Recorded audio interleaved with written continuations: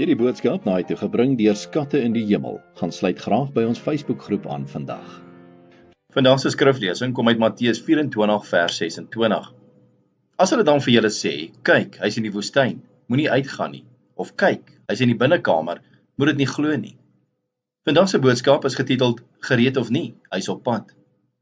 Een van die leerstellings van Jesus is dat hy weer sal kom. Hy leer ons baie duidelik oor die tekens van sy koms. 'n Toename in valse leraars en messiasse sal daar wees. Valse leerstellings is natuurlik in stryd met God se geskrewe woord.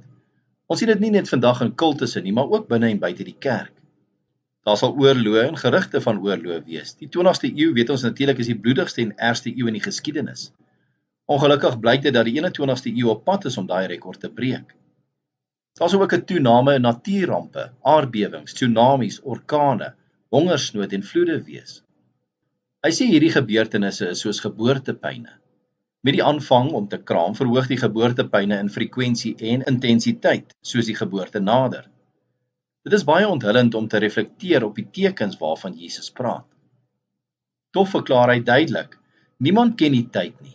As iemand 'n tyd of datum stel vandag, kan jy verseker wees dat daai persoon 'n vals profeet is, omdat die Here spesifiek gesê dat niemand ken die tyd nie. Ons moet altyd gereed wees. Een ding is seker, maar die geboortepyne sal bly steeds toeneem. Sal jy gereed wees vir sy wederkoms? Sou dit vandag gebeur? Kom ons bid saam. Ons hemelse Vader, help ons om ten alle tye gereed te wees vir u wederkoms. Ons bid dit in Jesus se naam. Amen.